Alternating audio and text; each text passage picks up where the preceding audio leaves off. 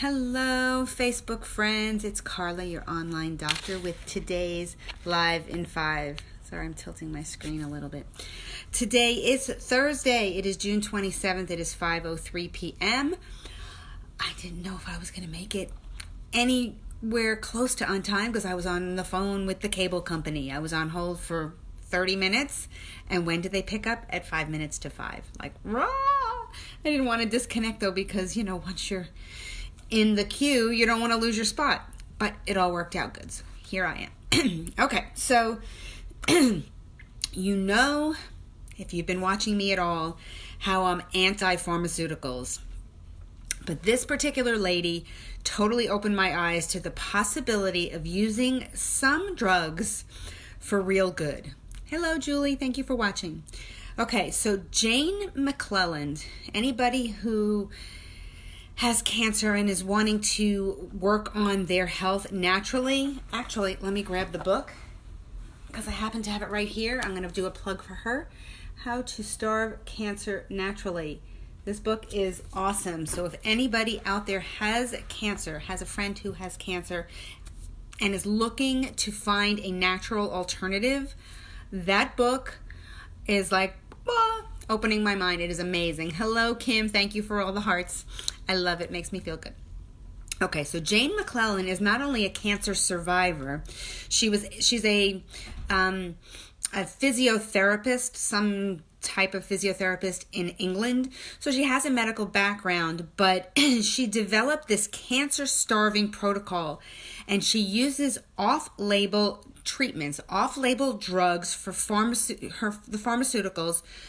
And basically, she uses these drugs. She researched, she found a handful of them, let's just say, and she cured herself of cancer twice. Actually, 3 times. And I'll explain. Okay, the first cancer was cervical cancer, which she was totally misdiagnosed and mistreated and everything in England. It was horrible. Her story is so sad. She ended up with metastatic cervical cancer and was given 12 weeks to live. And she researched this stuff and started herself. She had already been on a very low sugar diet and all kinds of things. She had researched nutrition as a way of healing herself, but that obviously wasn't enough at this point. So she used these off-label drugs to cure herself. Okay. Then she developed a second cancer. She developed leukemia as a result of the chemotherapy and radiation treatments she had received from her original cancer. Thank you very much. And she cured herself using her same protocol again. She had felt she didn't stay on it long enough because after she stopped, the leukemia recurred. And she went on the protocol again for a longer amount of time and has actually cured herself again of that cancer.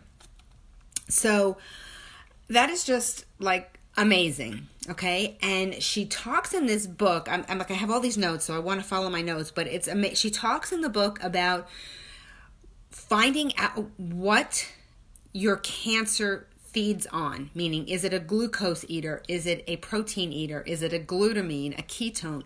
Whatever it is, you need to starve it.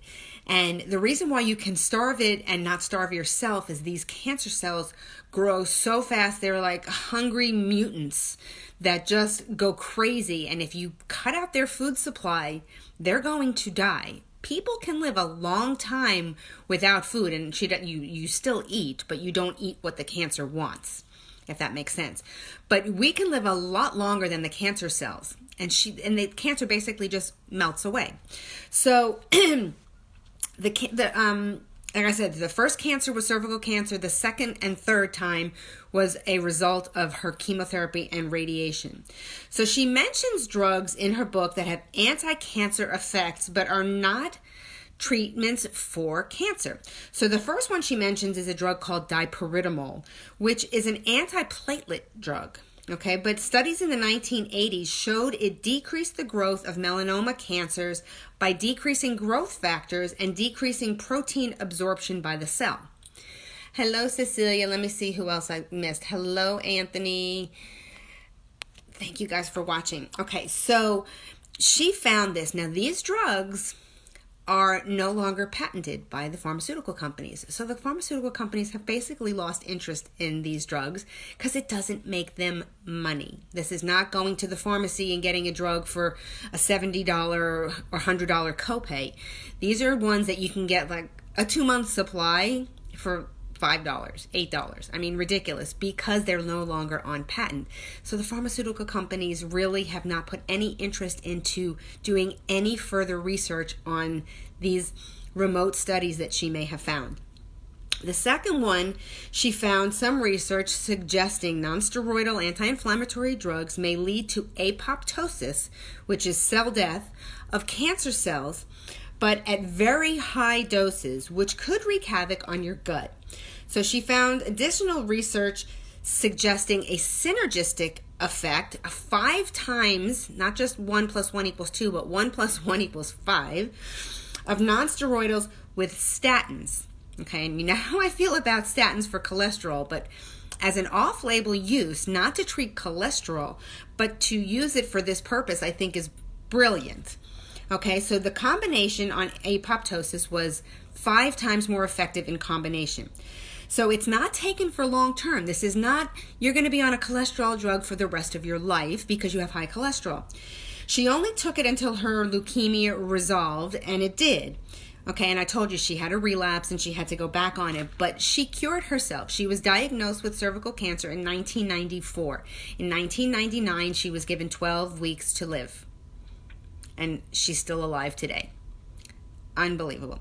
Okay, in 2015, a clinic near her in London started a similar protocol to hers using a nonsteroidal, metformin, which is a drug for diabetes, doxycycline, which is an antibiotic, and mebendazole. Okay, so doxycycline is interesting as an antibiotic since it gets metabolized in the small intestine, so it doesn't reach the colon, so it really has no effect on your microbiome, which, as you know, your microbiome is critical, so you don't mess it up with this particular antibiotic.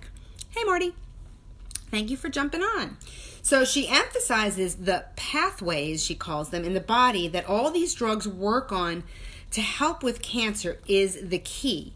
The basic mechanism is starving the cancer stem cell. You've heard me talk about that before as well, which is the hard part. The rapidly dividing cancer cells are very responsive to chemotherapy and radiation, but those aren't the ones that cause the problem. Those aren't the ones that cause the recurrence.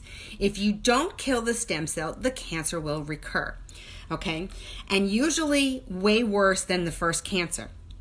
So she talks also about high-dose vitamin C, and I've had friends poo-poo this as a treatment alternative, but there is lots of science behind it, so I go with the science on this one.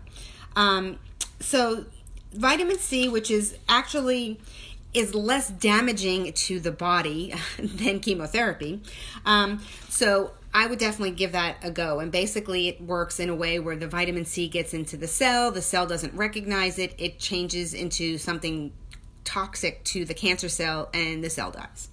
Okay, so her book, How to Starve Cancer, again, without starving yourself, she's mapped out what she calls, I think she calls it a metro map. I don't want to show it to you because it's horribly confusing when you look at it until you read the book, but it looks like a subway map, and it's showing you all the different pathways that feed cancer. And she specifically talks about each type of cancer and what feeds it and how to fix it. So she's mapped out the metabolic pathways that feed the cancer, which is mostly glucose, glutamine, and fatty acids.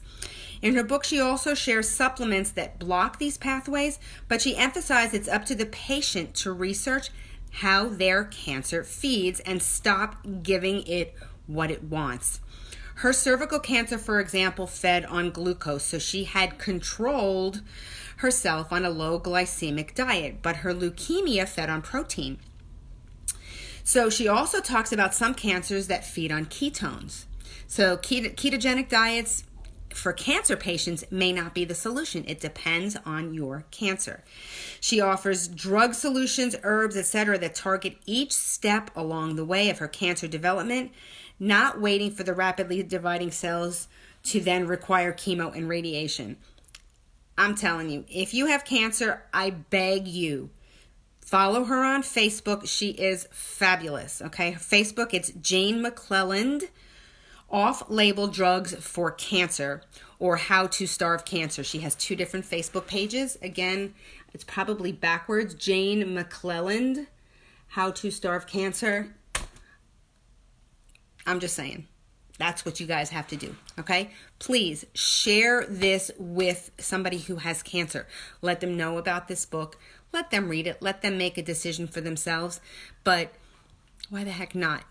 I mean, if you can starve your cancer away, I'm not saying not to do chemotherapy or other things, but attack it from all different angles. Get that cancer very uncomfortable from all different angles, and it's going to go away. So I hope you guys are taking note of this. I hope you're appreciating what I'm sharing with you.